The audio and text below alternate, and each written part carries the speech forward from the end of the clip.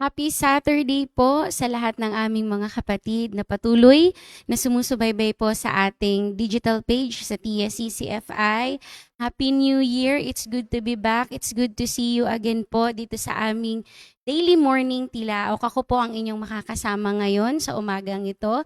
But before we start to meditate, ano ba yung gustong sabihin ng Panginoong Diyos sa atin ngayon? Let us offer this day sa ating Panginoon through prayer po.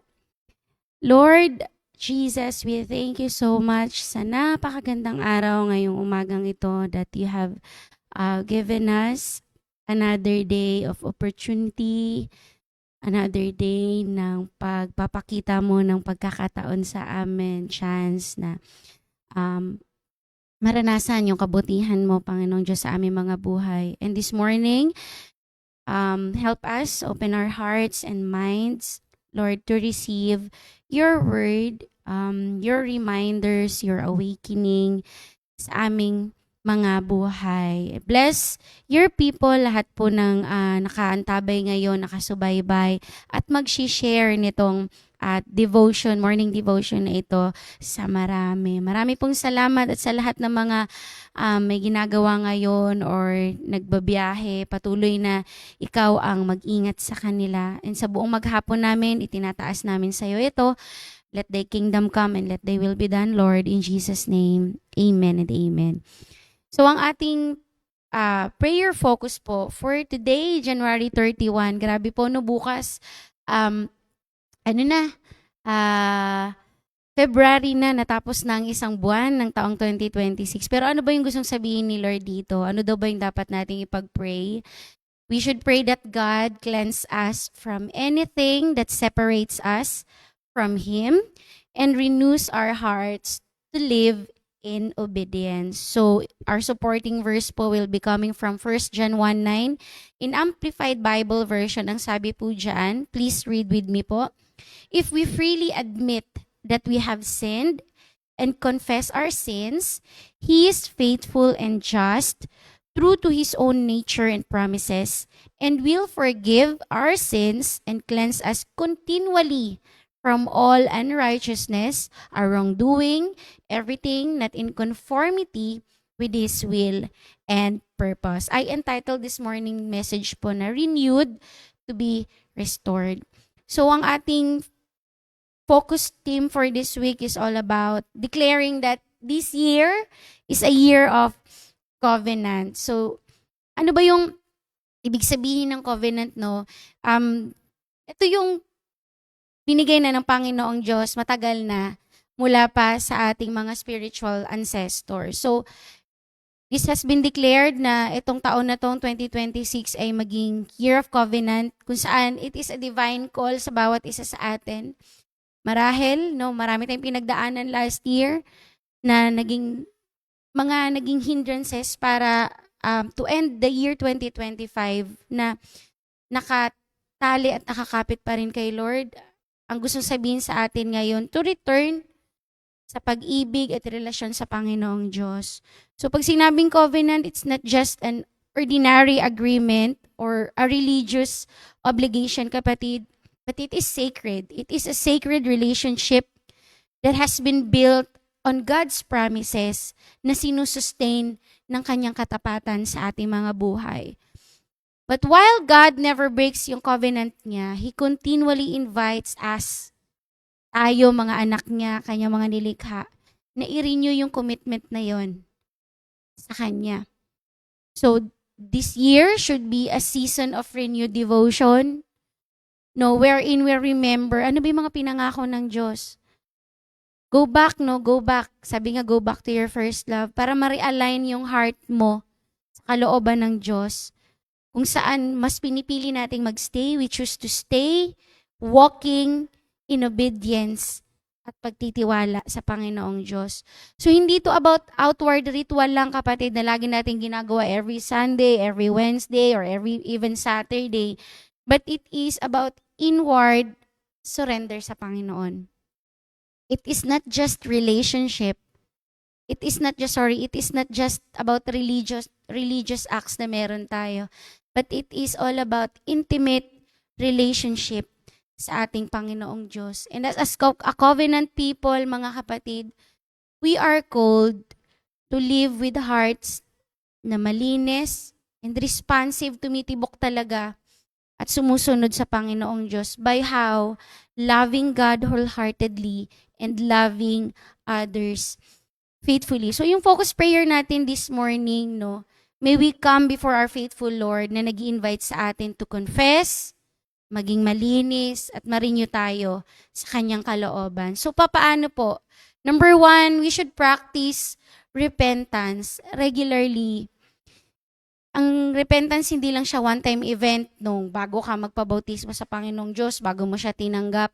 So, this is a daily examination ng ating mga puso. Kasi tandaan natin, araw-araw, marami tayong nakakasalamuha, marami tayong naririnig, maraming mga negativity sa paligid, maraming nag-a-affect, no, maraming influences na pwedeng makaapekto sa daily walk natin sa Panginoong Diyos. And regularly examining and checking our heart, confessing our sins, minimaintain nito na wag mahinder yung fellowship natin sa ating Panginoong Diyos. Kasi kung tayo nga, di ba mga kapatid, when we enter into relationship, lalo na sa mag-asawa, di ba, may commitment tayo, may vow tayo, at yung pinaka number 1 goal natin, wala dapat mag-distract sa bagay na yun. Ganun din pagdating sa Panginoong Diyos. So we should confess daily, ano ba yung mga nakakapagpa-distract sa ating mga buhay.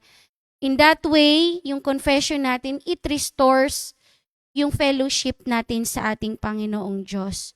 And through confession, ina-align nito ang ating kalooban, ang desire natin sa ating Panginoong Diyos, kung saan nare-restore ulit yung intimacy, nare-reactivate ulit yung covenant faithfulness ng ating Panginoong Diyos sa ating buhay. Bilang Kristiyano, kapatid, bilang anak ng Diyos, yung repentance should be our daily posture. Sabi ko nga kanina, hindi lang siya one-time event sa ating buhay. Hindi dapat tayo mahirap kausap, hindi dapat tayo mahirap mag-sorry, hindi dapat tayo mahirap mag-confess, no? Kasi kahit sa ang larangan ng sitwasyon o relasyon, sabi nga, ang nagsasabi ng matapat ay nagsasama ng maluwat. So, God is inviting us to come honestly before His presence ngayon, and let us allow His light na i-reveal sa atin ano ba yung mga bagay, ano ba yung anything na nagmi-misalign sa atin sa covenant ng Panginoong Diyos.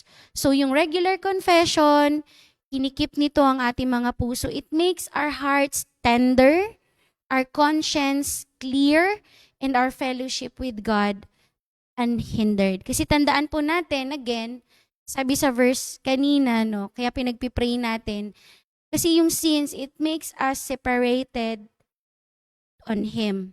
So, para mangyari yon, no, yung ma-practice yung repentance, we should be intentional, no, sa pag-examine sa ating buhay, at nangyayari lang yun kapag meron kang personal devotion. You make time with the Lord, nakikipag-usap ka sa Panginoong Diyos, and you are quick to confess it. Hindi dapat defensive, hindi dapat din pinapadelay, and we should treat repentance as a grace-filled invitation at hindi siya burden, hindi sa pilitan, mga kapatid, but with humility.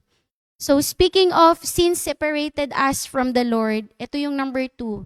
Turn away from those things. Turn away from what separates you from God. Diba ayaw naman natin na may nasisirang relasyon? Ayaw natin na may nawawasak na relasyon. Lalo't higit sa Panginoong Diyos. So we should be intentional on renouncing those habits or attitudes na nakapagpapahina ng ating lakad sa ating Panginoong Diyos. Kasi si Lord faithful naman siya. He is faithful to cleanse us completely.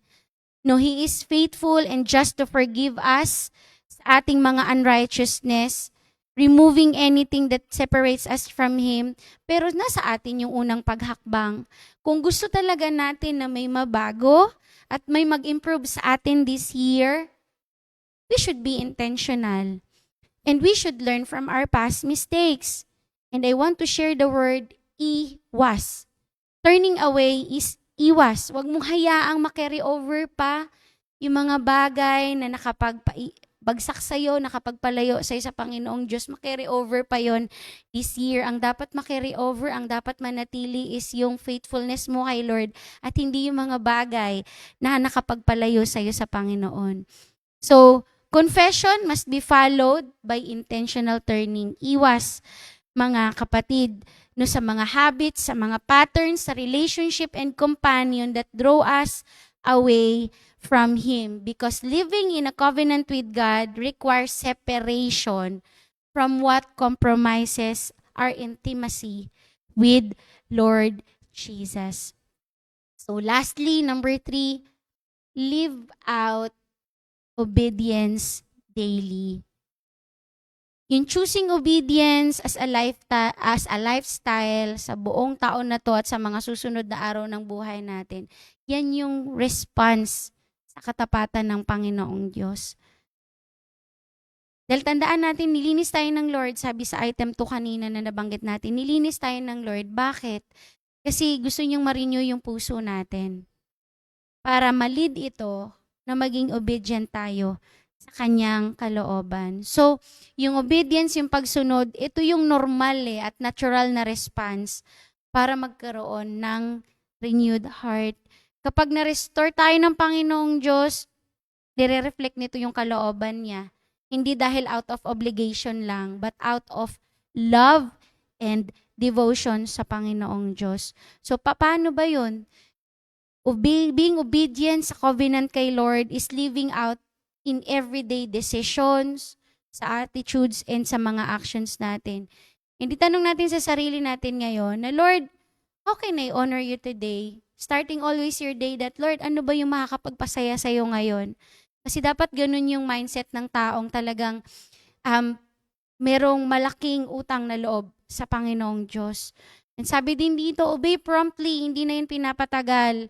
Delayed obedience is disobedience. Kapag kinonvict ka na ni Lord, so gawin mo agad. Hindi mo dapat pinagpapabukas. And let's view obedience as partnership with God, hindi lang dahil performance, but let it be a partnership, teamwork sa ating Panginoong Diyos. Again, una, practice repentance regularly.